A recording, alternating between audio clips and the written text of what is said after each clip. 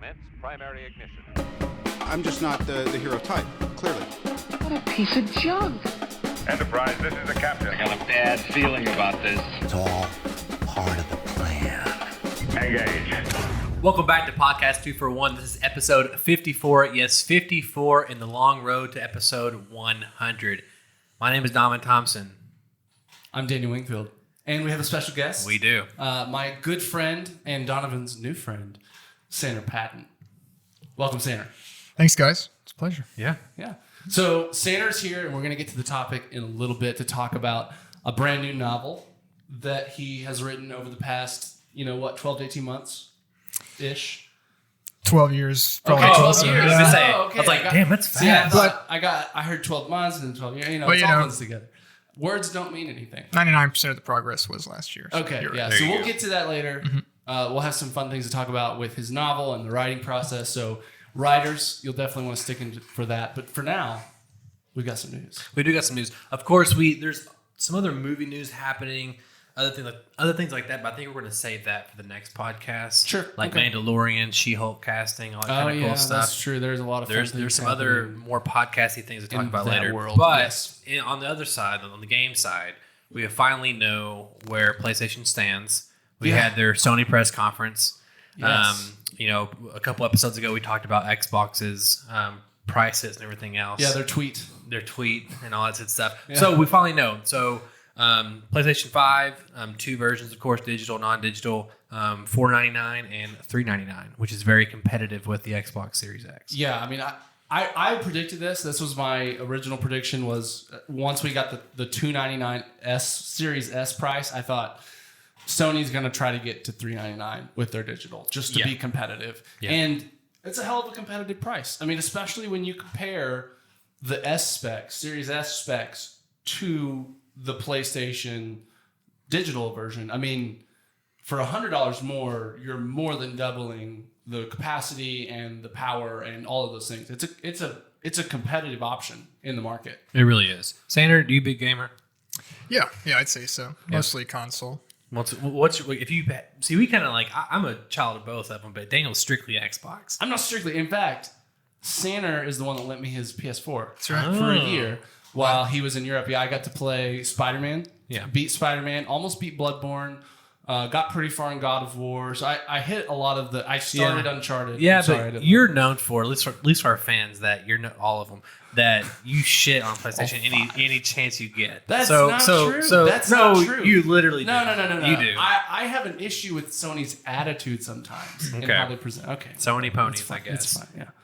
Are you a Sony pony or are you an Xbox? Yeah, I've always stayed out of the console wars. So I think You're a gamer. for the what was it the Wii 360, Xbox PS3. 360 Yeah, generation that I had all three of them. Yeah. For different reasons, So I was the only reason I got a PS3 was for Metal Gear Solid 4. Hell yeah, man. Last He's a big Guardian. Metal Gear guy. Oh, Last hell yeah. Guardian. Oh yeah. Big Metal Gear G guy. Solid 4. Okay, first thing is I played. That was the first Metal Gear I ever played. Okay. And I there watched you the go. whole story. My buddy was filling me in the story, and even though he was filling me in, my mind was getting blown as we were playing this. Oh, I know. And then, I thought it was the greatest ending to a video game of all time. And Sure. then I went back and played 1, 2, and 3, and then my mind was like melting, connecting all the dots. And so it was. I've told him this multiple times, but it has like one of the greatest video game stories of all time. Yeah, for sure. Not counting 5. Yeah. But So yeah, I started with 3. oh, Snake. And then I went to 2, and then I did 1. And then by the time 4 was about to come out, I was like, oh yeah, I'm ready. Actually, you know what? I think the thing that inspired me to even start was Sure. Just get a little closer to you. sure, yeah, was the trailer for Metal Gear Solid 4. I saw really that trailer. long, 7 minutes. Yeah. Yeah. Sounds Yeah. like Hideo Kojima. half a cutscene. For sure. See, okay, now I the only Metal Gear Solid I ever tried was Metal Gear Solid 5. And I know you highly recommended it. It was on. It was. It's a the Games of best Gold. gameplay one, probably. Yeah. Oh yeah. It's unfinished in terms of story. It's a I just couldn't third. get past the 2-hour cutscene to start. My time is so limited. If I'm gonna sit down and play a game, I want to play a game. Sure. Not have to watch a You got to movie live the before I get there. experience, Daniel. I can't explain it to you, but No, I mean, like, Okay. I didn't even finish 5 either. We're getting to become a Metal Gear podcast, but I didn't Yeah. finish 5 either That's because fine. I couldn't. Well, there's you so know. few of us who have played it that it's kind of rare to get to talk about it. In my experience. Yeah, no, it's true. Yeah, see, my buddy, he's a big Metal Gear guy. He got me onto it, but Snake Eater is probably my favorite one. Yeah. Because it's got that James Bond-ness to it and the opening awesome cutscenes. Anyway, Well, back to PlayStation. Yeah, Sanner, do you have right now any plans to get either console at launch, or are you gonna hold off? Or do you have any preference? Yeah. I mean, I'll probably. I won't get them at launch. Probably. Yeah. I'm just not that married to being at the cutting edge of things. But Sure. I mean, there are things about both that are tempting to me. So like I'm a big Halo fan, even though I've missed every single one since Reach. That's kind of where I'm at too. I haven't played through ODST I mean, most people or have. 4 or 5. Yeah. Yeah, but I'm a sucker for the way Bungie's shooters feel. They're not like anything else. And frankly, the story of the first 3 Halo games it's is amazing. It's a perfect tremendous. sci-fi drama. Yeah. That's about the only thing I can think of at the top of my head that draws me to Xbox, though. Yeah. Actually, Not a Gears guy. no, I was never. What about Fable? I played the first one. I played the first 2 Fables. I enjoyed them. Never got into Gears.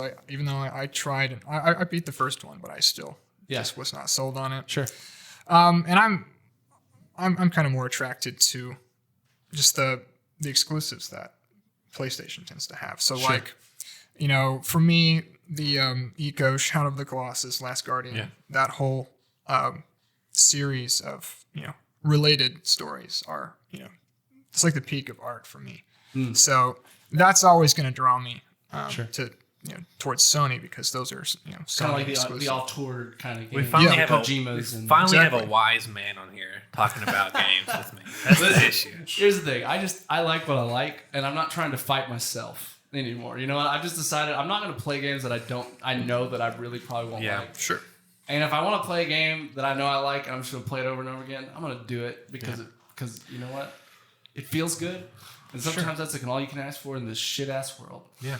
No, I mean, so, and I've told Daniel this multiple times, but I used to be a big gamer in high school, and I've probably played more in the last 3 months than I have in the last 5 years. Just because every time a new console generation comes around, I start getting like, oh man, the buzz kind of comes back a little bit. But I've always owned all of them. I've never. I think I missed the Wii U like everyone else did. Yeah. But I've owned all of them even besides mention it. that. Don't even bring it I up. know. I know. And but Sony has always, without a doubt, always had the best exclusives. 100%. They've always had the best games on a single player experience, and Microsoft has always had the better online experience. For most part, Sony has caught up to them in a lot of ways on the online, maybe not interface, but like online wise. Yeah. But there's something about, even though we've had these conversations multiple times now, I've been like, man, I don't care. I mean, Spider-Man's my boy. Like I'm a Spider-Man nut, and I'm like, I should want to get PS5 the day it comes out because of Miles Morales. But I was like, I want an Xbox. For some reason, I want to support their message of like Game Pass and like, games for everybody and backwards compatibility, all these other things. And the biggest thing was Halo was going to trump Miles Morales, because I only get Halo on games. I get Spider-Man everywhere else also. Right. And then Halo got delayed. Yeah. And I was still like, I'm going to do it. And like, I've been on this Xbox train until like yesterday. And until the pre-orders went live. And then I was like, why am I getting an Xbox? PlayStation marketing guys are just high-fiving each other right now because of this moment. This is exactly what they wanted. And they got me. And because, I'm not a Final Fantasy guy, but I'm like, oh, it's exclusive. Like Final Fantasy 16, Miles Morales looked great. Yeah. We know. And of course, the big one was God of War Ragnarok. When I saw that, I lost my fucking mind. Yeah, like, but was that big? 2021. We all knew that was coming. We didn't know 2021 though. No, the last one was that's 2018. I still have in my head that may be very unrealistic. I think God of War 2 maybe it could be unrealistic. Easily. And typically most games like that, especially on Sony sides, they get delayed. Like, I think God of War the first one got delayed. Yeah, I think I think it was like a fall game got pushed to March. I believe it got. Typically they always come out in March. But, okay, maybe I'm wrong. But it did. I think you're right. I think it did get delayed, at least by a month or two. But anyway. I'm watching the press conference. I'm like, man, like, I can play all these Xbox games on Game Pass on my regular Xbox One, and they're $4.99 for the higher end edition. It's $3.99 for the same specs, and I'm like, but Sony has positioned. I know it hurts me. I like to have disc. I like to go like the ritual of going to and getting my copy of my game. I don't like digital shit. It makes no sense, I love the digital. But it's appealing. Just download it into my brain. But that $100 is appealing though. So yeah. I was like, man. Yeah, and they're counting on that. I think here's the thing. So I will say the $399 Sony price is wonderful. I mean, it's great for Sony fans. It's great for video game fans. I mean, the fact that you can spend $700 and get both consoles. It's crazy. That we were once thinking $700 might buy one of them. Are you talking about like? If you bought the Series S and the PS5 digital, you spend $700. I think I dropped $600 back in the day for the original PS3. It's ridiculous. Like the first generation That's PS3. I was a Sony boy, and like I never played the first Xbox ever until that conference. They were like $5.99 or $6.99, whatever it was. And I was like, what's Gears of War? And then I bought a 360 because of that price, and I've been on Xbox, on both of them. Now I will say, I think, but beyond the sticker price, I think you have to look at it a bit more. I do think the Xbox Series S is still a legitimately better deal because of Game Pass. Yes, but also because Sony's now come out and confirmed like their first party games are $70 next gen. For real. But Yes, they're 70. But Miles Morales Ultimate Edition. No, the only difference is that's like even Miles Morales, the non-Ultimate Edition that just comes with the game, which is it's 40. rumored. No, 50. It's $49.99. Are you guys sure? Yeah, it's $50. That's what I read. It's 50 or 70. Get ready, boys. I am ready. I know this. And that's much higher than you. And the rumors are that's like an 8 to 10 hour game, kind of as a 0.5 as if you might to the original Spider-Man. It's not a full new Spider-Man. Yeah, it's $50. I know it. I'm just gonna move on because I know. Keep talking. Yeah. Fill up Okay. there. You don't need me. So when we think about that, if you buy a PS5 digital, I'm sorry. I'm so ready to be beyond this generation so I can stop missing up PS4, PS5. So $400, we'll add tax. What tax is usually 10%, so $440. I have been known to be wrong, gentlemen. Yeah, it's and $50. It is $49.90. Yeah. Which is more than you would expect for like That's- typically this that's gen, still- that kind of game would be $40. You think so? I can't remember the last game that was priced $50. I mean, It's either 60 or 40, like this past gen. I haven't seen the $50 price tag in a long time. Like since like fucking Wii. PS2. That was like yeah. GameCube. That was yes. when they went to Xbox 360, PS3, everything went to 60. But I can't $69.99 for the Ultimate Edition of Spider-Man. But and they've Miles also Morales. confirmed Dark That's great. Demon Souls remake is $69.99. Yeah, yes, true. Basically, we're about to see a Sony. So if you buy a PS5 digital, you add $40, $50 for tax, so you're thinking $450. And then if you want one game, you're already at almost $550. Yeah. And that adds up really quick. Mm-hmm. I mean, if you go through the Xbox Series S and all you do is Game Pass, you're done. It's still a great deal. And if all you're going to do is play your backwards compatible games on your PS5 and you don't need to buy a new game with it, that's great. Now, I'm always going to... And I do wonder what these like third-party games... I guess Assassin's Creed Valhalla will still be $60. Because we know it's $60 on Xbox. I'm sure they won't charge $10 more on PlayStation. I would Good love Lord, that. Just got the internet would break open Yeah. in trolley like fanboy wars. But here's the thing: we also know now about PlayStation Plus collection, and Right.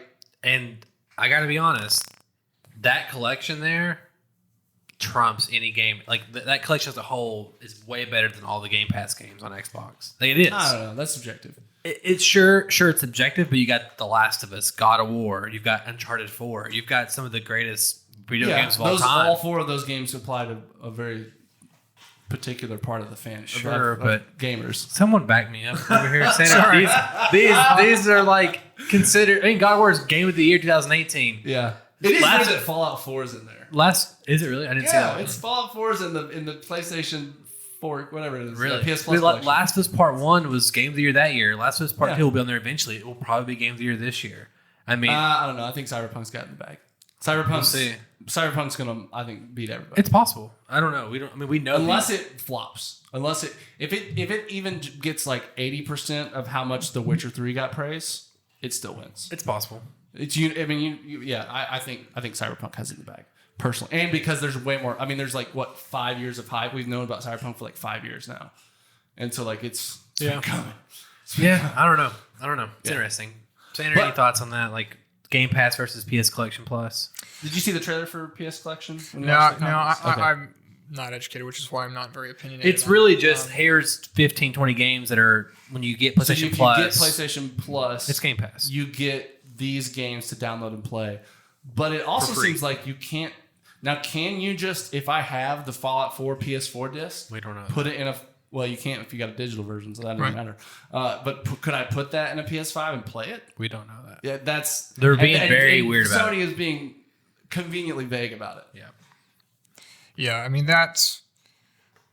Because sorry, just to, not to cut you up, but to clarify the point, if you can't just put your old disc in, that PS Plus collection is essentially paywall backwards compatibility, which is scummy. Like that's very different than hey, here's like a Game Pass competitor, which they definitely positioned it as in the marketing video, but if it's in reality just paywall backwards compatibility, that would be unfortunate. Yeah, I mean that would kill it for me. Getting the disk drive version of the PS5. If it weren't backwards compatible with my discs from Now they've said PS4, there's gonna be 99% compatibility with PlayStation exclusives. With first parties, yes. Yeah. Which immediately I was like, ooh, I can play Last of Us Part 2 in here now. So I was like, maybe I should just get a PS5. Of course, and surely Sony will be smart enough to give like a free upgraded version of Last of Us Part 2. It just came out. I don't know. They do like money. Sony or Nintendo's the worst in that area by far. But, Oh yeah, Nintendo doesn't give a fuck. but I mean, Xbox is doing such a good job of like basically you buy the smallest version possible, you'll get the best version later. Yeah, it's like here, if you You know. bought the SNES version of Battletoads, you get every version of Battletoads forever for free. That's it. So, exaggerated. final thoughts on this whole thing. Like, I know this doesn't change your opinion on what you're getting an Xbox Series X if you Yeah, you I'm just, download. and it really isn't a fanboy thing to me. I would buy both if I could. I have probably 70, 80 games that I've bought digitally over the years. Since I really kind of started committing to digital back in probably 2009, 2010.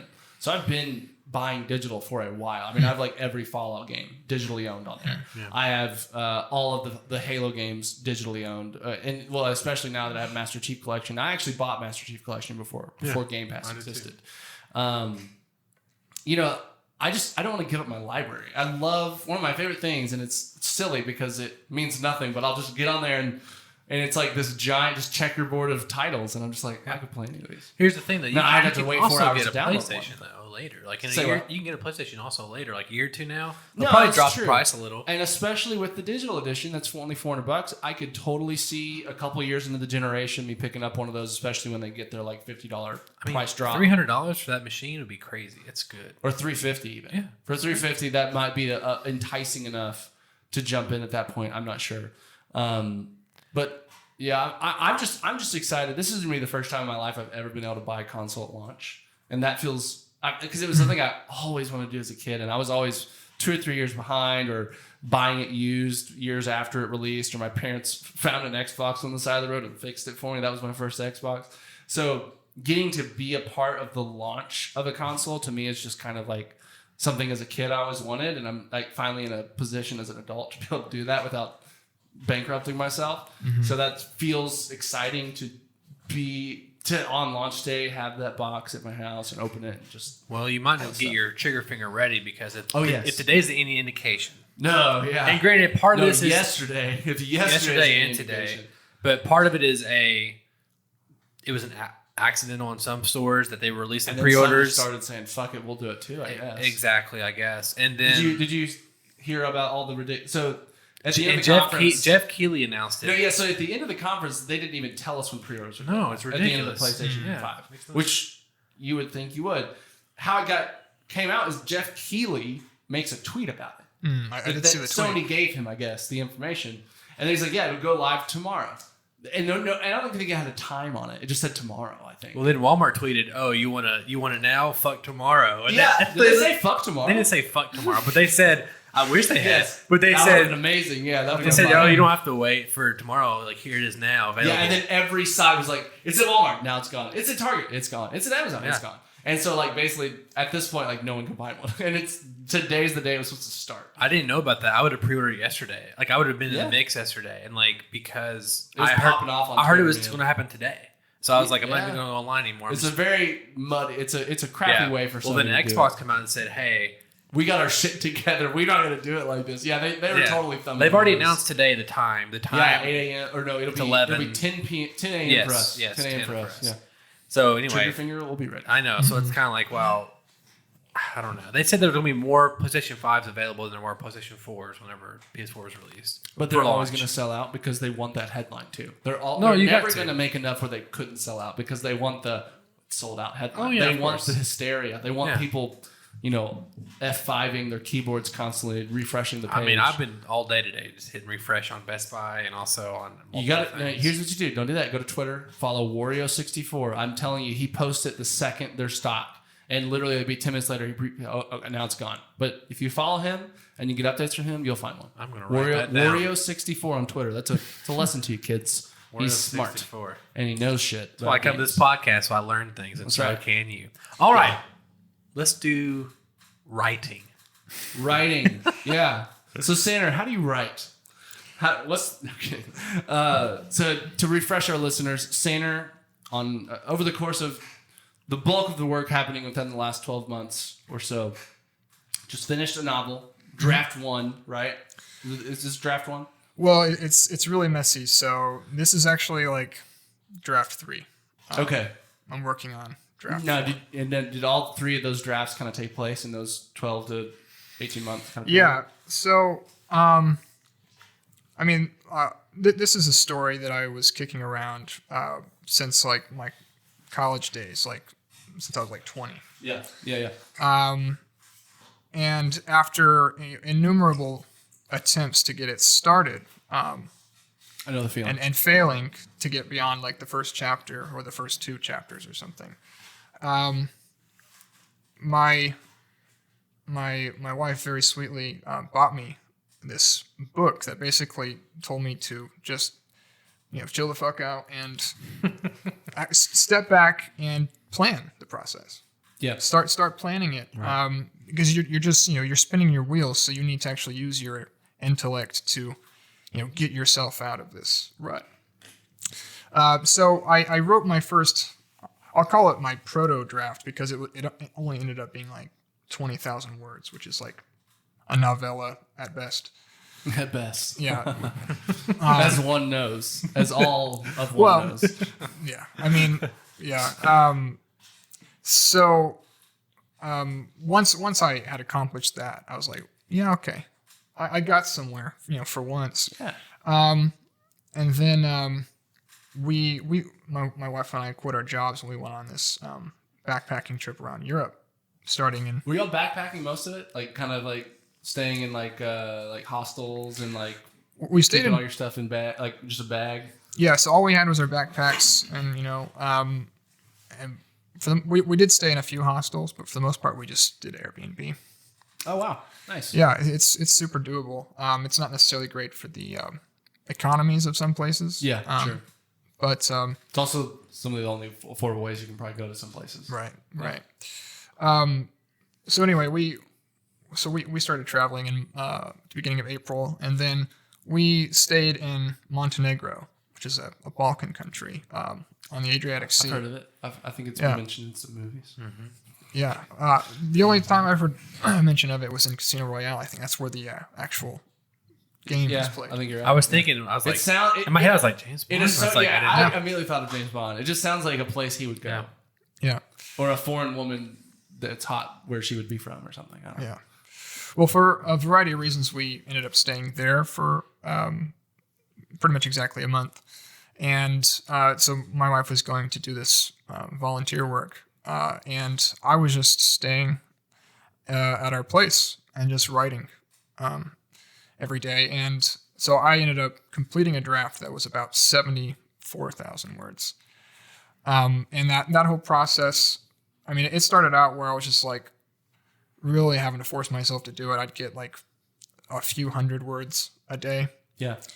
But what I found and what I'm continuing to find is that, at least for me, this process is you have to build momentum, because by the end of each of these drafts that I finished, I was writing like 5,000 words a day. Yeah. Just like it, the process just totally takes over. The story starts to 100%. write itself. 100%. And so now, of course, my first completed draft, this 74,000 word one, was total shit. Like the names of characters changed like halfway through because you want to preserve that momentum, and going back all the time and trying to align all the details is how it's a quicksand. It's a trap. Yeah, It's kind of a riding trap. It's going to slow you down. Yeah. Yeah. You'll lose momentum. You'll get disheartened, or you'll just get frustrated. Yeah, exactly. You'll get frustrated, and lose your motivation, and so on. So, and I would recommend that approach. Like as painful as it can be, just let it go. If there's you'll catch it in the subsequent drafts For sure. You really will.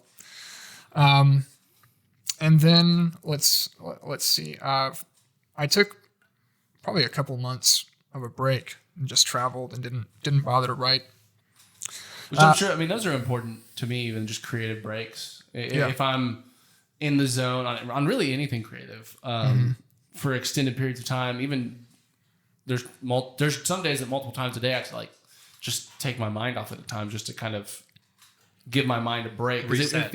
My brain feels tired when I've been like working like really engaged creatively all day. It's like it's an exhaustion that's very different than kind of all of the kinds of like exhaustion for me. That creative exhaustion that really takes you to just let your mind go anywhere else for a time recuperate. For sure. And I mean, I treated it as like real work. So I tried to get it done. Like first thing in the morning, I started writing. Yeah. This is like the way our schedule was working while we were traveling is I'd probably get up at like 8:30 and I would write from like 9 to noon. We'd eat lunch and then we'd go, walk around town or wherever we were. Explore Europe. But getting that work done gave me permission to relax and do things 100%. That took my mind off of it. So, I think you should sort of draw boundaries around your writing process, like, free yourself from it, and so on. But so my next draft, I started a few months later, and it was a lot slower, but it was also turning out to be like twice as long. So I finished it the day before we were supposed to fly back to the States. Was that your deadline? Like, I gotta finish this by now? Yeah, because I wanted to chill the fuck out because we had been traveling for 11 months. Traveling is exhausting in and of its own. It is. It is. Yeah. Now you do get better at it as you go, but I wanted to chill out. I wanted to be done with the draft. I was tired of writing it, so I really just put my head down and finished it. And that one ended up being about 130,000 words, so almost twice as long. And then I took another couple months break when I got back and got stuck, in Arkansas because of COVID and stuff. Y'all are planning to move to Canada. Yeah, we were going to move to Vancouver as soon as 2 weeks after we got back, but then. Wow. Y'all got back like right before the whole country like completely shut down, I think. Right? Yeah, it was real close. Yeah, so. Because I remember we hung out and it was supposed to be like a week before y'all left. Yeah. And then like the next week was like literally all borders are shut down. I think we were supposed to fly out. In fact, we even had our tickets. We were supposed to fly out the 25th of March and they closed the border on the 23rd. Yeah, the U.S.-Canada border. That's we just barely missed it. Yeah. And, and it may have been a blessing in disguise in some ways because the Canadian economy has suffered as well. Sure. But it also gave me a pretty good opportunity to work on the next draft because that second draft, it was also messy because I did a lot of building and not just cleaning up, of things that had happened. So this most recent draft, it was, I'd say, way easier because it was mostly just cleaning stuff up, aligning it, like making sure the main character's name is the same, throughout it. Sure. And so, now I'm sort of, I've handed it to a few people for the first time because it's readable. I call it my first stable draft. Sure. Well, give me a little. Yeah, give us the pitch for it because I haven't read it yet. I plan on reading all of it just because I want to, but also because I enjoy being a part of writing process in general. Like, and really all my experience up to this point has been scripts, but that kind of writing room environment where, you're talking about, hey, I noticed this doesn't make sense. What was this? And like, just that kind of round table creative process is one of my favorite points of making a movie, period. Just in the whole top to bottom process of making a movie, that writer's room moments it feels like it's electric. You know, when you're bouncing ideas off and you're like, what about this? And someone's like, yes, I didn't, like, that was it. That's just that magic.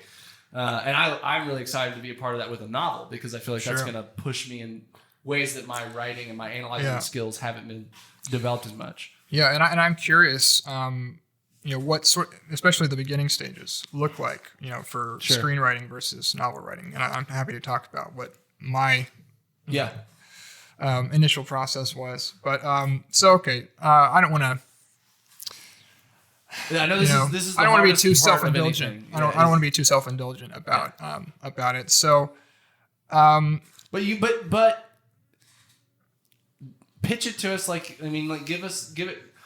Don't feel like you're being self-indulgent, because I know I feel that way. But if my movie really is Die Hard meets Stranger Things, I need to say that. You know what I mean? Sure. Like, okay. Don't feel like that's indulgent. Like, okay, you're pitching us what the final version of this is in your head. So, for me, it's kind of like it's a Japanese cyberpunk space opera. Oh man, you're done. Yeah, exactly. I saw your shirt a minute ago. I was like, Alien. I was like, oh, cool. I've already told him I've called dibs on the screenplay adaptation. But Okay. We'll see. If we play PlayStation and Metal Gear, you may want to give it to me. Go ahead. Yeah. And I have to assume that it has some like Metal Gear Solid influences. Kojima influences. Yeah. So the basic premise is it takes place on this huge space station that's in orbit around a moon in a distant star system, several thousand years in the future.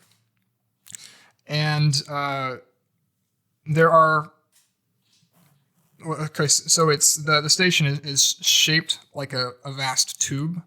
So it's like, you take the Halo concept where you can simulate gravity through the centrifugal force. Kind of like populations on all Do you surfaces. play Gundam, or you watch Gundam at all? That's interesting you ask, because I know a little bit about Gundam, and my friends, they're like but one buddy has literally like 90 he hasn't built yet models. So every now and then he makes me watch a Gundam movie, and I'm like, a tube with a population on it. I was like, I feel like Gundam. I feel like it reminds me of Gundam a little bit. See, I'm actually not. I can't claim to be a huge Gundam fan. Yeah. Like, aesthetically, I love it. Right. I was always obviously all about Toonami as a kid. Yeah. Gundam Wing. I mean, but I was mainly into Dragon Ball Z. Sure. And I suffered through Sailor Moon and sometimes Gundam Wing. Yeah. And Gundam Wing to me always felt like, I always wanted the big robot battles, but I almost felt like every time I got an episode, I was like, there's no big robot battles in this one. If someone put a gun in my head, I couldn't tell you probably 5 good facts about Gundam. But I know that it's fun, cool. You were saying that, it was kind of reminded me of like some imagery of like this space station falling. I can't remember. Mm-hmm. The energy weapons, all that shit is... Yeah. That's the best. Anyway, I'm sorry. No, that's okay. It's interesting because I did sort of unconsciously absorb something in that way. I mean... I also, there are also mechs, in some sense in my story. So that's all the best stuff. But so this station, it's huge. The civilization lives on the inner rim of it, so on the whole inner surface of it, and it's got this really fucked up economy. It's overpopulated, and the moon that it is orbiting is. It's supposed to be their new home. There are these 2 terraforming engines that crawl all over it, or they're supposed to be, and they're supposed to be terraforming the moon to make it livable. And that was sort of the goal of this whole project of this station. Colonizing group. Yeah, they're just waiting to jump on the moon. Yeah, but that whole thing has stalled, and so this civilization is just outliving this station. So among a lot of the other technologies that are available. There are these things I call Android proxies. So this is like a biomanufactured copy of a person that doesn't live longer than 3 days, and they can sort of neurally link into it so that they can do something that's otherwise dangerous to themselves. And this has been Blade Runner. I'm getting like Blade Runner. I'm sure. getting Gundam. I'm a big Blade Runner fan. But this has been weaponized into Hell yeah, making assassins and mercenaries of Give of me every the kind. book. I want to read this. Sure, too. sure. Well, it can be arranged. But anyway, that's the main idea. The main character, the very first moment is him waking up in this Android proxy, and he's kind of his brain's kind of fuzzy, but he pulls himself together and contacts his client, say, "What's the job?" And the plot sort of takes off from there. Gotcha. So the main character is an Android proxy of another human. Is that what it is? Yeah. So I mean, he's got his original body. It's in a capsule somewhere plugged in. Gotcha. And he has sort of remotely linked into this Android copy of himself that is essentially disposable. He can do, he can. That's a great idea. Yeah. Yeah. And now, could I link into someone else's body and basically disguise myself as someone else? That's the sequel, Daniel. Well, it could still. I mean, that could be chapter 2. That's true. like strictly speaking, no. But there may be ways of legally doing that. arrange it. Yeah. The question I already got 1,000 questions, but one of them is like, what happens when it gets separated and basically the Android proxy keeps going, or of course, like Blade Runner, the shelf life. What was it? There's some that are going past 3 days. What happens if they get disconnected from their host and they? I would assume you're very vulnerable as a host, being like someone could kill you in the pod, and then as soon as your proxy dies, you actually die too. I'm sure. So it's very Matrixy. So if you get put in and someone immediately kills your body, your life now runs out when the proxy dies. Would basically. Or because you're streaming I'm your asking consciousness. spoilerly questions. You're streaming your I know. We're trying to basically science your book concept. Let's get a whiteboard. But that tells you right there, though, like how good of a guy it is that we're so invested in like trying to figure out what could be done with this technology, what has been done, and what is being done with it. So pitch me a genre. Is this a thriller? Is this a spy espionage? Is this you said space opera. But if you could give any or even things you would compare to, I think that's a valid way. Well, I have one question. I'll probably answer go ahead. that, and you might not want to tell this part on the podcast. But I have a question. What's his job? What's his job as an Android proxy? Well, I mean, so he's he's kind of a contractor in the sense that he just takes whatever job. Sure. Bounty hunter kind of guy. Is it kind of like he takes his job and ends up, of course, unfolding and it's more complex and right. Things aren't as they seem. Gets involved into a bigger conspiracy or situation. Yeah. So of course, the character always has their normal world. They start out in. Yeah. And there's something wrong with this normal world, and they're not really aware of what it is, but it's causing them problems that throughout the story they need to become aware of. So his normal world is he just takes jobs. They typically involve violence because that's what he's good at. You said samurai. Is this a sword kind of combat economy, or is these laser guns? I mean, what are we talking? It's guns. His gun happens to be sort of like a laser pistol, but it's not. Okay, it's not exclusively. That. So kind of a mix of it makes me kind of think of Mass Effect, where you have energy weapons versus tactile weapons, and both are active in the world. Yeah, I mean, Fallout even. Like I said, it's a really unstable and fucked up place. Lots of black market shit. Yeah, lots of stuff. Well, I don't really think I'm spoiling anything, but one of the applications that's been developed for Android proxies in this story is suicide bombers. Yeah, of course. yeah, Yeah, sure. Great. So- yeah, immediately I'm thinking, how can I use these for, Yeah. weaponization? It's just like, dirty bombs. Right. Walking into a grocery store or whatever it is and blowing my proxy up Or and killing faking real out people's humans. identities. So then you wonder, like, how many people are actually wanting to go out in the streets because of that kind of terror, Yeah. Well, there's paranoia everywhere. Yeah. For good reason, probably Android proxies and kind of like replicants in Fallout 4. Blade Runner, Okay, sorry. or Androids. Synths. Synths, and, yeah, And, that- and Fallout you want 4. this guy to adapt your book? You don't even know. Get the nomenclature right, dude. Okay. Yeah, that's all right. Sorry. I mean, it doesn't matter in the end if it sells, right? Okay. Right. I'm gonna call them space fairies now. Sure.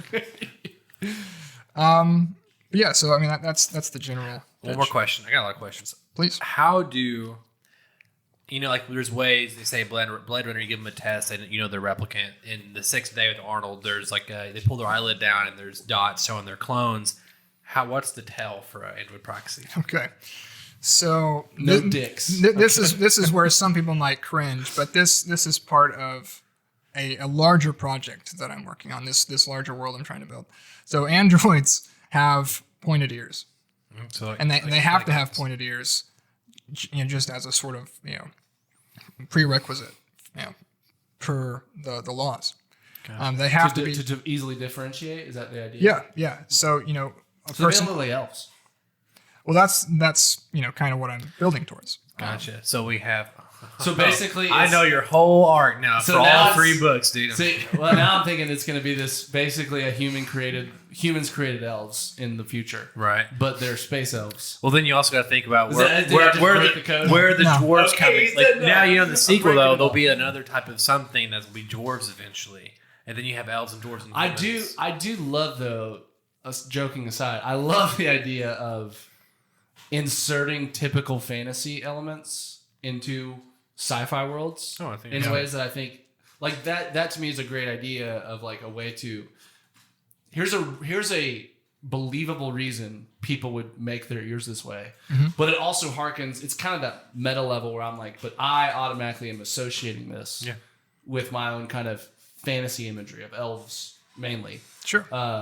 And that automatically becomes kind of an added layer of intrigueness to the I don't know the proxies. Yeah, and I mean, for me, I'm sure the inspiration for that comes from my desire to have like an elf-like character, like Link or something. No, Elder Scrolls is like your ultimate. Are you Elder Scrolls is like one of your favorite franchises, right? Yeah, yeah, I I'd know say you've so. done even like some fan fiction work I, in the Elder Scrolls worlds. I wrote one fan fiction. Yeah. Okay, it was only one. Yeah. That one post on Reddit you sent me. Well, it ended up being 3 posts, but Okay, it's still like the same arc. Yeah, But sure, in, sure, in sure. any case, that one's actually meant to be a sort of an endgame book, in like an Elder Scrolls game. Oh, that's right. That- That's right. that's- I remember you saying that. No, that's I how read it's it. I remember written. it was really good. Thank you. But I feel like in our past, in our friendship, we've talked a lot. I know Fallout and the Elder Scrolls have been a huge points of things we've connected on just because we both Sure. really love those franchises and both spent an unreasonable amount of time in them. Well, I really love that style of game. Yeah, the I'm RPG. I'm obsessed with really deep character creation. Me too. Options. Yeah, 100%. And I always tell Donovan, So I'm like the opposite. he wants I your need, on rails. I need to be on like, the rails. I, most of the time. I want a game that lets me tell my story. Yeah. I don't want a game to tell me my story. And it's not because I That's don't. kind of- It's not because I don't like that. It's just because like I have little time as it is to play the 10-hour game. Oh no, it's not conducive to playing any other games. I know. Like in these giant RPGs, it's not I know. conducive to playing. Yeah, it's hard. It's hard well, for me. I think what I'm actually doing when I play those games, and I say this because I don't typically finish characters very often. I think I'm creating characters for myself. Right. Like I'm creating sort of archetypes for myself that I'm going to use later in my own stuff. 100%. So it's like when I was a kid, and I realize I've been doing this my whole life. I used to play with action figures all the time. And Still and I- doing it. 100%. I was the kid that would like spend all afternoon just like telling stories with my Star Wars guys. And honestly, I hated playing with action figures with other kids because I totally agree. they were just banging shit together. They weren't like telling a story. It was impossible for me to focus on my own internal, landscape where I was seeing these stories play out and seeing, They're breaking character. It's like, yeah, no, he doesn't talk like that. yeah, No, he would not do it. when he attacks someone, he doesn't just like, bash his head, together. He actually uses his arms. If he's going to look at that character, you have to turn his head.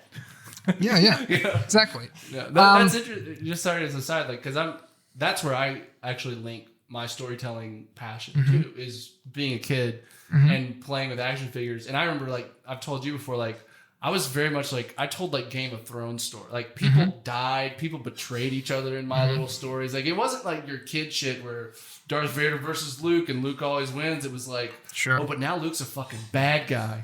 And all this shit, that stuff is what I still think of. That's the same mode I get when I'm in the writer's room, that creative place. Yeah. Well, I think eventually when I stopped playing with, action figures, sorry. That's okay. No. I kind of look at that moment as there's a bittersweetness to it. Because I wish, honestly, as an adult, I could put myself in that pure state of just imagination. Yeah. To be able to sit in my floor and play with action figures like no one's there. Sure. I miss that. I think video games eventually became that for me. Yeah. And 100%. These Bethesda games are just especially good tools, for creating characters, because you can, especially, for me, Elder Scrolls is a little more interesting to me than Fallout, because with Fallout, your character is more kind of embedded in a context from the start. Sure. Fallout 3, Fallout 4, you are someone. In Fallout 3, you are 19 years old. Right. You just 100%. Yeah. Who you are is intrinsically tied to the plot. Right. And your backstory is a part of it and stuff like that. Whereas Elder Scrolls is, more of a classic RPG where you get to basically from the bottom up create. Well, you start as a prisoner in every game. Yeah. That's which their shtick. it's You're always a prisoner that's freed for some reason. It's metaphorical in some way, just like, in Zelda has the same kind of thing. I'm pretty sure all those games start with Link waking up. I don't know. I don't know if that's 100% waking up from true. being asleep. Yeah. Just from being asleep. I think you're right. It's pretty cool. And it's kind of like the player waking up from being in the outside world now. Yeah. Well, and Elder Scrolls actually has all this built-in mythology where it kind of sometimes breaks the fourth wall and recognizes that. So in the Elder Scrolls, there are many gods, but there's one in particular that was responsible for the creation of this universe. Is that Talos? I can't remember. Lorcan. Okay. Talos is the Elven. He's the god. He's the one he used to be a man. The big Skyrim one. Yeah, he used to be a man. That's right. He founded the empire, and then he achieved apotheosis, so he became a god. But Lorcan is it's kind of implied in a lot of ways, and a lot of people like to argue that you are a manifestation of Lorcan. So he's the all-seeing god. He's the missing god. He's the only one that doesn't appear anywhere because he's supposedly dead. And the idea is that you are actually an incarnation of him. So every time there's a player character, that player character is the manifestation of this.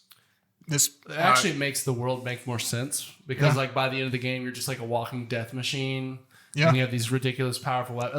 By the end of the game, you can kill an entire town with a knife if you want to. You're a demigod. And that actually makes sense, though, if you're this embodiment of a god. Mm-hmm. Now, which is also interesting because we talk a lot about, as writers, how we're the gods of our own stories. So it's like this kind of loop kind of situation for Elder Scrolls specifically. Well, I think even just big RPGs, I think that's why I like it. And I think you creating those characters, and usually my favorite thing to do in those games is to not do any of the plot. That it wants me to do. It's for me to go and create my own little stories, or things like that. Like that to me is the appeal of these games, and also I think it's just too that these games have great world building and interesting things to find and read, and where you can actually feel like this is a living world. And I think that's also something that translates to something to me in writing. I think the world of a movie, or the world of a script, is very important to me. That it makes sense that I'm aware of it in my head. Like, Sure. When I'm writing, I'm basically putting myself in that world and observe. I almost feel like sometimes I'm just observing what's in my mindscape, or listening to the characters that are there and copying it down. But that to me, I feel like I have to understand how this world works, what it values, what it doesn't, and like to be able to like connect with it and to feel like it's a world that I want to write about. Well, I'm glad you brought that up because that is something that I think was a key part of the process for me with my book. So do you have a name you're using with it yet for like a title of the book? Is it like a working title? It's as soon as I conceived the title, you know it was that. I knew that was it. It's Android Proxy Fighter. I like it. It's very much like a Last Action Hero type title. It reminds me of like a Alita Battle Angel. That's what that title reminds me of. I kind of think of it as an anime, and sometimes when I daydream, like, oh hey, what if this was made into a movie or something someday? Self-indulgent nonsense. I actually think, man, actually be cooler as an anime.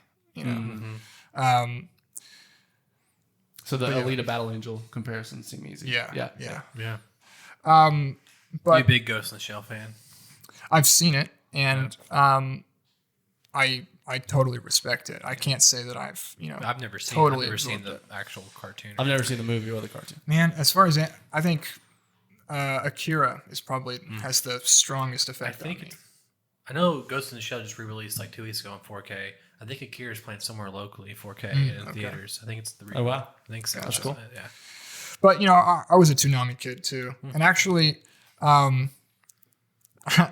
whenever I came up with the title, I just kept hearing that Toonami guy saying it. It's like Android Proxy Fighter, Do you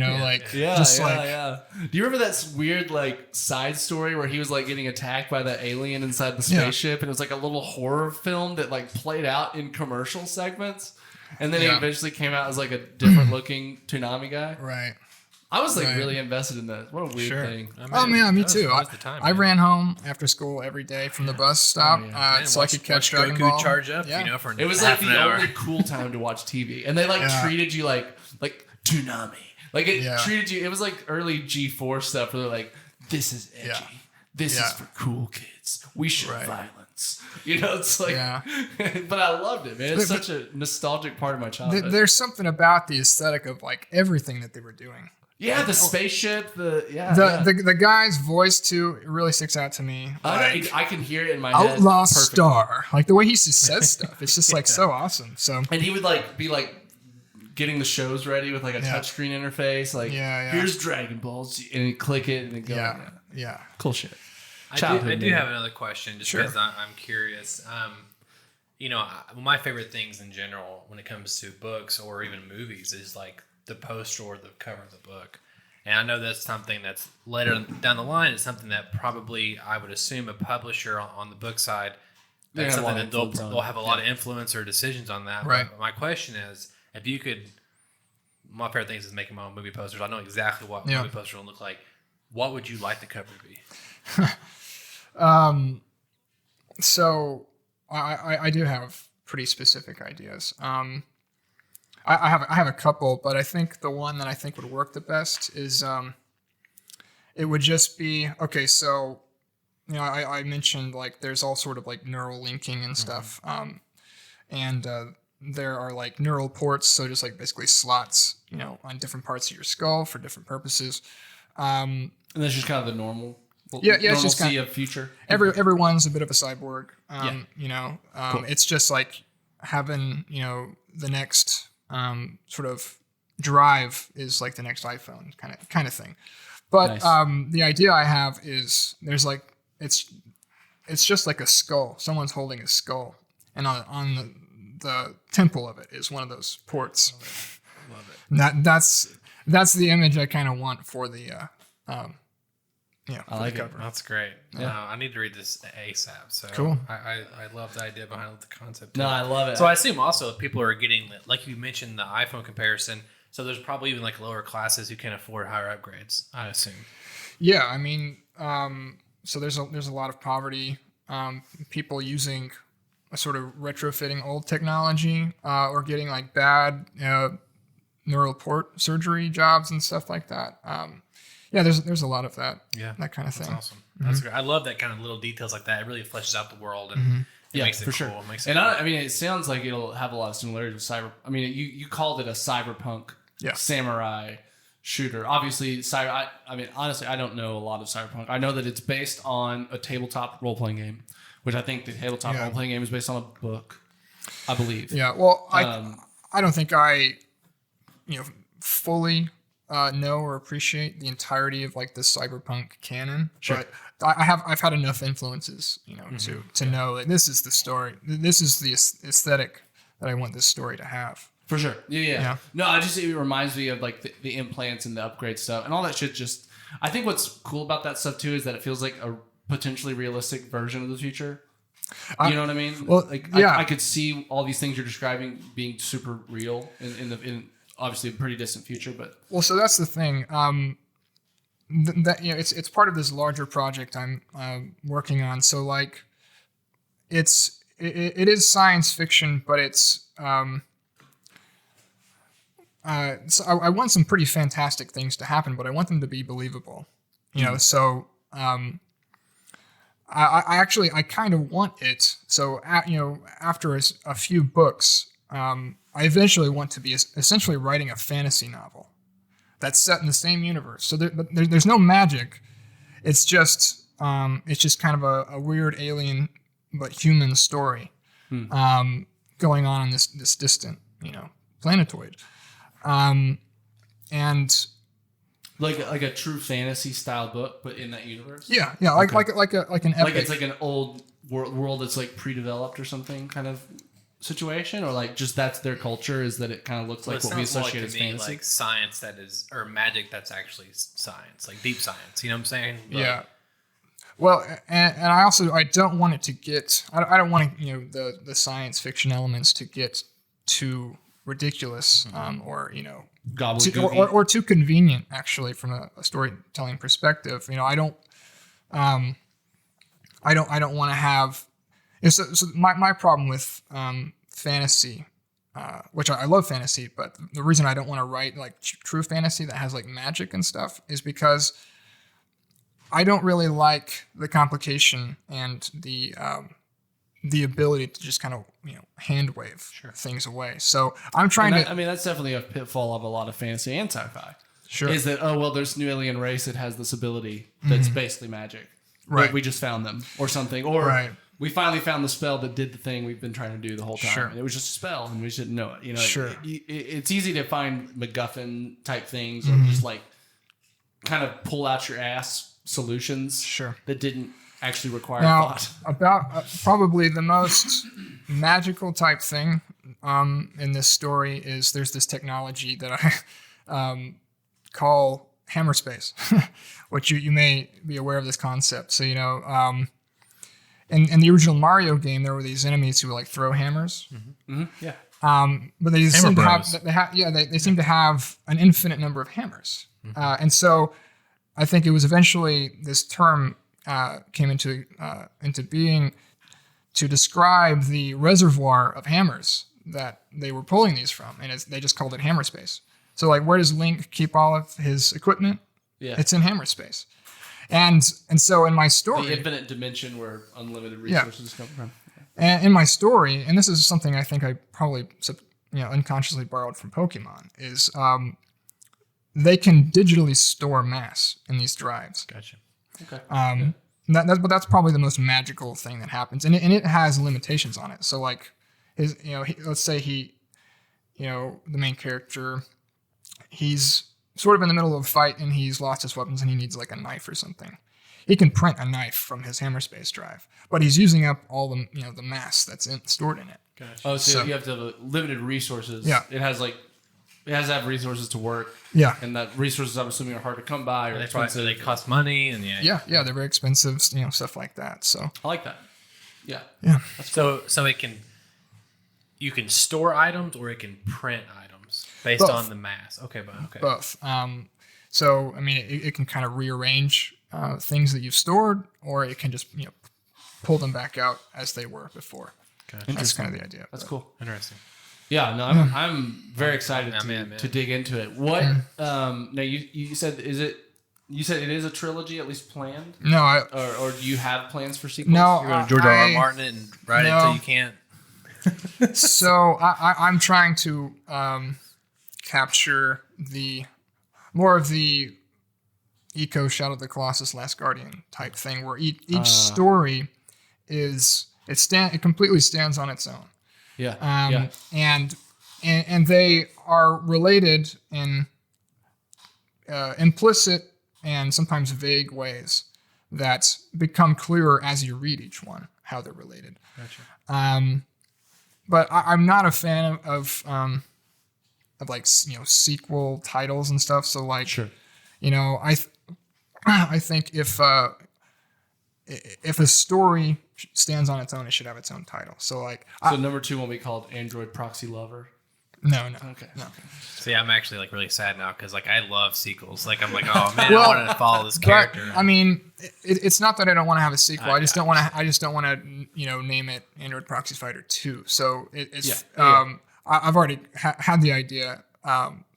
Like Super Android Proxy Fighter. Playing Love it. on man, the. I'm back in again. Yeah. That's a great name. That's a great I'm back in. name. You got it. But maybe that's like later on. Maybe you'll like that'll be like Yeah. in 10 years after this one's published, it'll be like the callback Yeah. to the original, but it's new in some way. It'll be like Yeah. the Batman Beyond version of. Well, what you do Yeah. is you do like the Ready Player One technique, where you have a book and then make a movie based off of it, and then you like already had the second one ready, and then you're like releasing it. It's this hype train, like oh my god, there's the Yeah. Well, I've already. I've already started work on my second one. Wow. Is this the fantasy one you mentioned? No, so this is one step toward the fantasy. Okay. The fantasy one is going to be like, I don't know, my magnum opus, so to speak. okay. Like this is Yeah. the one that I really want to write, but I've got to write this one so that there's a sort of contextual transition, so that the one that I really want to write makes sense. But what's weird is in the process of writing the this first book, like Right. just an endless number of other stories revealed themselves that needed to be told. So I think I've from this first project, I think at least 4 other full novel ideas have Wow. sort That's of awesome. started to form. So yeah, I'm working on the second one. The process is going a lot better than the first time. That makes sense. Which involves starting with an outline. yeah. This is what I want to ask you guys about. You guys do some screenwriting. I mean, do you guys just sit down and just start writing like the script itself, or do you? No, do I mean any prep typically it is. It depends on one. If I've got a concept that I love, I may sit down and write a script for a proof of concept. Let me just write a scene, Sure. or a moment that I know I'm going to have in there, and this may be something that we shoot, or we, it's just like, hey, we're going to set this over here. I love the moment, I love the vibe, I love the energy. This is what I want to have in these places, but I've got the scene written. But no, I mean, if I'm writing a feature, and the main experience I have with writing a feature is very much planning based. Is very much you start with a log line, and you start with really start with characters. You figure out your characters and their goals. You figure out the conflict. You figure out the world, and then once you can pitch the world and pitch the story and have a firm enough grasp on that, then you're starting to break it either to sequences or into acts, and then from that into scenes, and then arranging those as makes sense.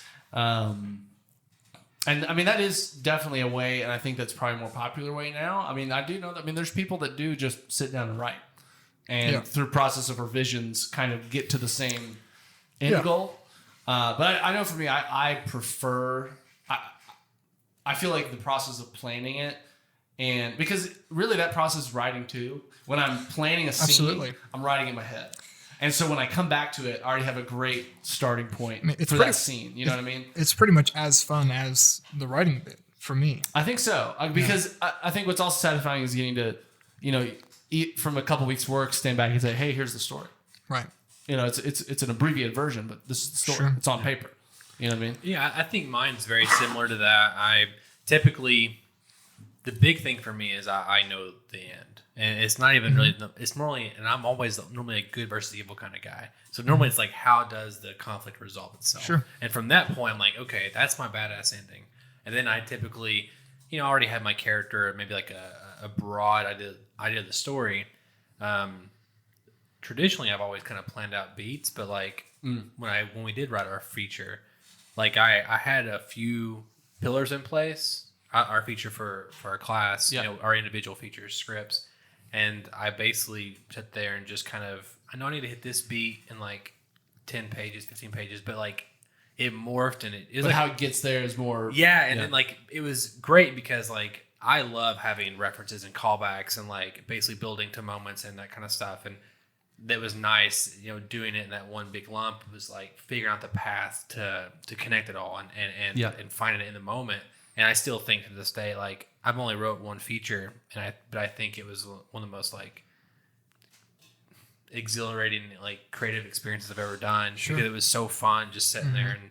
It's a good feature too. It's a great feature. And just the pay, like the it's a wonderful callback to 90s action family films. It's the Last Action Hero meets Power Rangers. Oh, nice. So it's awesome. Yeah, so it's wonderful. It's fun. It was like that, and it was very cathartic too. What some of the themes are, and anyway, that kind of thing. It just that happened, and I normally don't do that. Normally, I need to plan it out, but that just kind of happened. Yeah. And Now I do think, for me, like with personally, one of my favorite parts of the process and something that I feel like I have a pretty good natural ability for is dialogue. Like dialogue to me just comes it's so easy for me to put myself in a room with these characters and just to kind of listen to what they would naturally say based on who they are, and that's it. It just flows. It just comes to me quickly and easily, and I feel it's something. It's like an emotional process where I'm basically listening to the conversation as it plays out. Yeah. And for me, that often leads to a lot less is more dialogue. A lot more. Let's not spell this out. Let's give a look and say a grunt, but communicate it with that. You know, and to me, that's more natural too, often with dialogue. But that is definitely a part. I can sit down and know, okay, this is what happens in this scene, but I don't know how that happens. Sure. And it's not until I sit down and I basically mind palace the scene and I sit in there with those characters. Mind palace. And I just listen. And I just feel like I'm observing kind of, it's almost like this, my subconscious is creating while my top conscious is observing it. It's a fascinating place to be. Well, I used to kick myself like all the time for not really. I wanted to be a writer, but I wasn't really a writer because I wasn't really writing or finishing anything for me pretty much all my 20s. And I would look at people like Stephen King, who so I've read his memoir. He says he doesn't plan his stuff at all, and I'm like, oh, okay, well, if that's how Stephen King does it, that's how it's done. Well, Stephen King's a pretty badass writer. Well, he's notable. He's some circles. He's a different. I think he's a different species of writer. Yeah, I think that's probably fair. He's like a prodigy writer. He is just so made that he can just sit down and start writing. And just see where it goes. And I think by now he's so used to, what the beats are supposed to be that he can just kind of unconsciously hit them as he's wandering along. But it took me a while to just accept that, man, that's just not me. That's just not how I think or how I write. Just the other day, this analogy occurred to me. So you ever watch someone who's like really good at drawing characters? Do it like 5 seconds. Well, first they'll draw basically like the bones and the joints, It's like a character that's like looks animated, even though it's like a still image. Yeah. They achieve this by, mapping out where the character's bones and stuff are, and it occurred to me that that is a conceptual tool that artists, visual artists use to help them get to the finished product. Yeah. And what you're doing, or what I was doing with an outline, is essentially drawing the bones of my story. Laying out all the points that needed to be connected. Because if I were just trying to draw the character without having any idea how he was structured underneath, I'd end up with this sort of amorphous, confused-looking character. What was happening to me with writing is I just give up on the whole process. Really early on, trying to write the first chapter, because what I was seeing wasn't coming into being. That's why I used to draw a lot, but I was just never able to push through to be a really good artist in that sense, because what I was always visualizing wasn't really appearing. You get discouraged. You get frustrated. And I wasn't ever doing any of the real hard work of learning how to be a successful artist in that sense, or successful at drawing. So I'm getting really inspired with this podcast, guys. It's great. No, that's a great analogy. And here's the thing. I if I was able to do this, I think really anyone could, if they figured out what the right process and protocol was, that sort of suited their own tastes and stuff. I don't think there's anything unique about me, except maybe that I feel compelled to tell stories that made me successful at actually completing one. Now, it may be total shit. You guys may actually hate it. It may be like, man, he sold us this awesome story, but now that I read it, it's don't worry, we'll cringy. review it on the podcast. Sure. You can wait for the episode. Cool.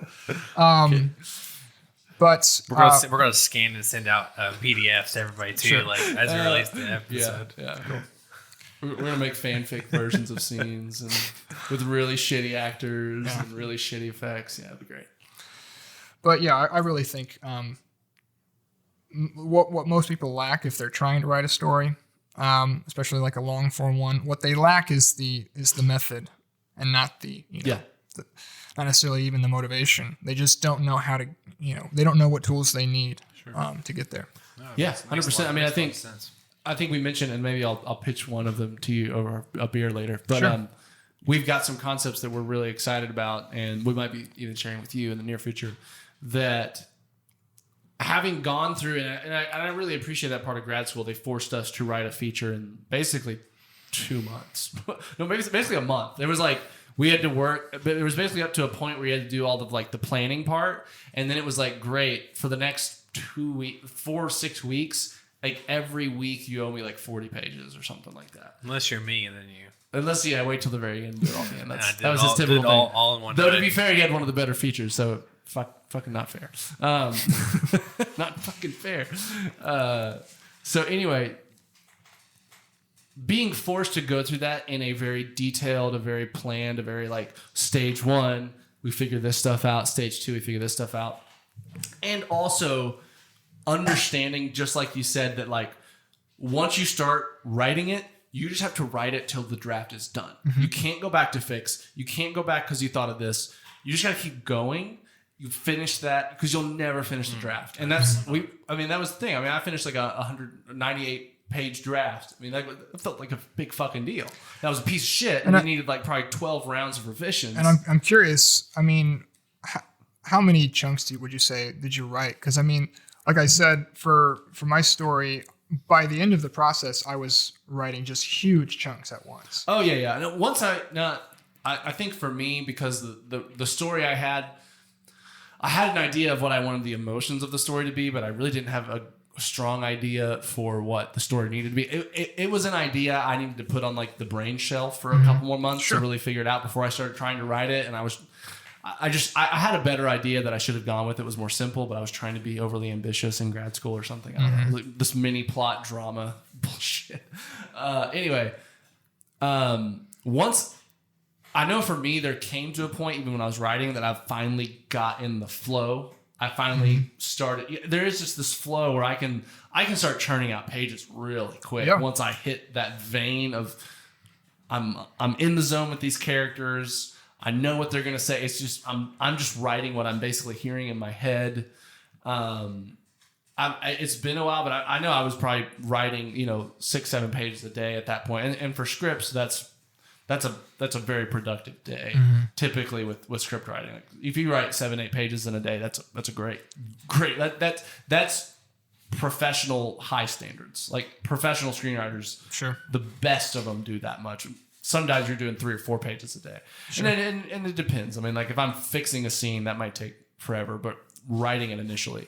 See, my methodology is typically I need a deadline with consequences. Hey, but at least you know that about yourself. Yeah, sure. I really need, like, if I don't get this done by this time, then I'm fucked in some way. But For that, I was like, well, I'll put it off. I'm the ultimate procrastinator. But then I'll just hammer it out in the last 11 It's hours. true. It is I don't know. miraculous what I've seen you turn out in like the 45 minutes before something is due. Yeah. It always made me mad. But all that to say, the being forced to go through that feature process, now when we're talking about our ideas, I feel like it's like, I know exactly how we'll do this. I know exactly where we'll start. We'll figure out this part of the story first, and then we'll figure out these characters, and then we'll go to this part and we'll just start figuring out what the scenes are, and then figure out, divide those into acts or sequences, whatever makes sense. Sure. So it's like, returning to that, it doesn't feel daunting to me. It feels daunting in the sense of like, really what I'm worried about is making the movie after the script's done. That's kind of where a lot of the pressure will end up being. But I don't feel very daunted in writing the script part. I feel like we've learned a process that is really, really works, and we've got concepts that are really good. And as long as you apply good concepts to proven processes, you're at least going to get something usable on the other end of that. For sure. You know what I mean? And so that to me makes, I feel very encouraged walking into more like projects like that. Sure. Having learned a process for it. I totally agree with you. I think it's very helpful. And 99% of the people probably need it. Yeah, well, Donovan, so what you were saying about how you procrastinate, I mean, it sounds like you actually like writing. He's a great writer. I love writing. I love telling stories. I think part of it is I'm a very busy man. I feel like I'm doing 1,000 different things at once, and then procrastinating till the last second on some things. I've got so many ideas. It's stupid, but that's like every person ever says that. I believe you more than other people on that. But my thing is like, I just, part of it is that initial step of taking that first, okay, I'm going to carve out this day. Like I've been saying for about 6-7 months now, like every Sunday when I wake up Sunday morning, I'm going to write, and I just haven't. Well, see, and that's kind of what I'm getting at.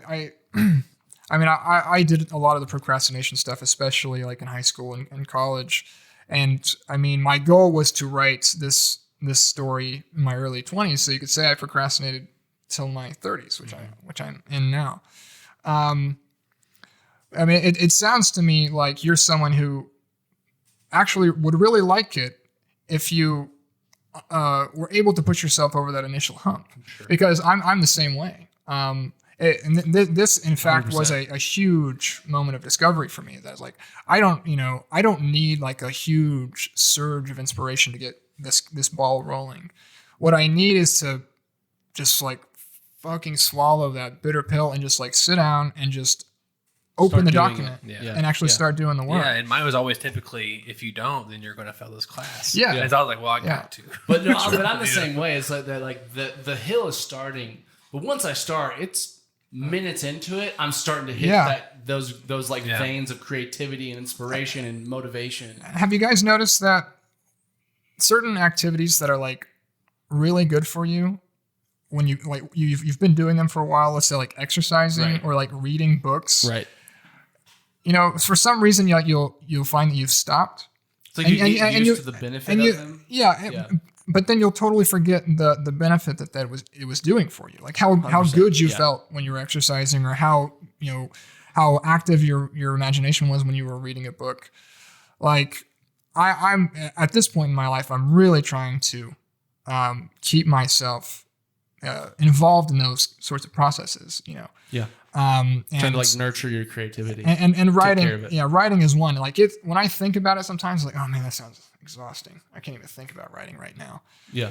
But I feel fucking amazing when I'm writing, and all it really involves is just like a push through that initial fatigue. So that's where I am on that. And I think I'm gonna go right tonight, boys. You guys did well, it. and I think one thing that we're, as we're talking about these concepts, one thing we're planning on doing is writing these scripts together. And that's something neither of us have done before. We've never written with each other. I've never I'm gonna collaborated with hate, I'm someone. going to Yeah. hate it. No, I think honestly, personally, I feel like we have strengths that really complement each other. I'm bad with dialogue. Donovan's I'm good at amazing that. with description though and action. Like he can write action and you actually feel like you're seeing it on page. I can write action and it's just a description. Sure. But I'm personally looking forward to that, to also being just like an account. Once we're able to clear the time and meet on a Saturday and start it, we're going to be able to keep each other accountable. Because okay, we're meeting next week. Here's what I'm committing to be done with at that point. Here's what you're committing to be done with. That's for a deadline. That's why I need that deadline. Right Yeah, there. exactly. But that's helpful too, because I'm looking forward to that, because I think that's going to help me be more motivated. And also, I just think having someone to bounce ideas off with, I like the writer's room environment. Oh, it's so I fun. like the committee. We both come Let's up with figure these this out. two indie features we had on Yeah. on a drive to Yeah, that's to right. work. Both Drive of to them. Dallas. Yeah, I think maybe one was one way and the other one was the other way. I think back. you may be right. We had two features. cool. in Well, one I think trip. maybe one was when we were in South Arkansas. Maybe, yeah. So, But I mean, anyway, it's you like know. it's very much when we're just have nothing to do and we're talking and we come up with these ideas that are like kind of like they're micro cast, micro budget feature films. One's a horror film, one's a kind of psychological thriller. That's we can film this with less than $5 million and in the space of a month if we have Sure. to. Like we're trying to think of concepts that are both interesting to us and in line with our creativity, but also like doable with our current resources and connections. Right. I mean, one day I want to be directing Star Wars. And, Yeah, someday and I want Android to Proxy. Someday I and do all want to those fix the other Star things. Wars franchise. I do want to fix it. I'm gonna like what J.J. Abrams you've did got to a lot of the work. Star Trek reboot, where he soft rebooted the universe by bringing old Spock in and rewriting. I'm gonna do that with Star Wars, but in a good way that people like, where it just erases the sequels. I think Mandalorian is doing a lot of that heavy lifting right now. So Mandalorian. Mandalorian's carrying the IP, yeah, it's so 100%. For sure. you're a Star It's Wars the only good Star Wars thing going on right now. Oh, in my The opinion. Clone Wars finale was great. It was. If you can watch that, I don't partake of that, but it's It quite was exquisite. It was really good. Man, that was a great discussion. That I really was enjoyed great. that. yeah, me too. Yeah. Yeah, I really appreciate you coming on. And Yeah. again, now I feel like I have to go write something. This is my first weekend off in like a month.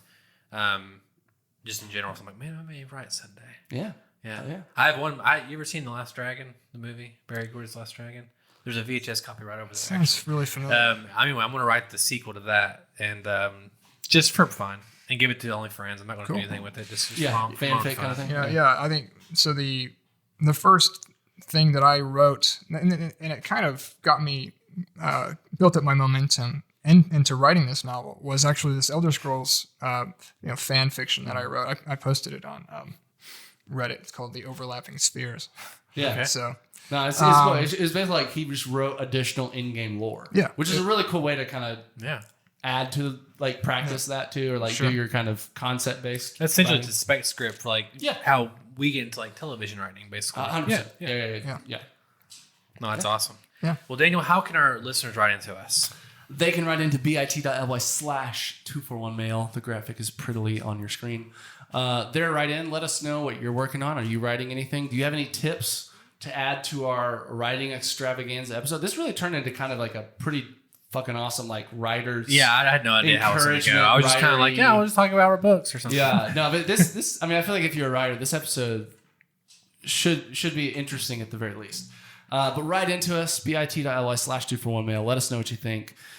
Give us your opinions. We'll let you know if we like them. So.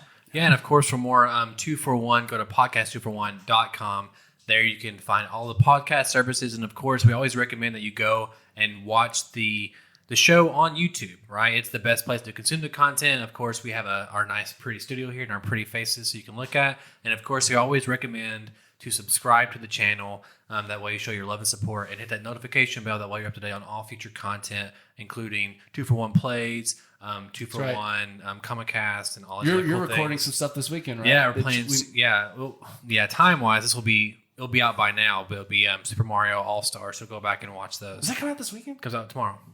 Wow. Yeah, so I'll be playing those this weekend, just because I haven't played Mario in a while, and 64 is my favorite game of all time. So Yeah, I'm interested. The only one I would be halfway interested in is Sunshine. I want to play that one a lot because I've played it once when I was a kid, and I haven't played it since. But anyway, check out all the cool stuff on the channel. I didn't tell you this. We always sign off. Maybe if you listen to the podcast, like my name, and your name, then that's what we'll do. But anyway, guys, check out the stuff. Check out his novel. It's Android Proxy Fighter. Right. Look for it on shelves. Assuming in roughly 3 to 4 years, what's your publishing goal? Yeah, that sounds great. That'd be great. I'll take it. Publishers. If there's any publishers listening to this, which there's got to be, right? There you go. Write in. I'll connect you with Sanner. Cool. And my name is Donovan Thompson. I'm Daniel Wingfield. I'm Sanner Patton. And we have spoken.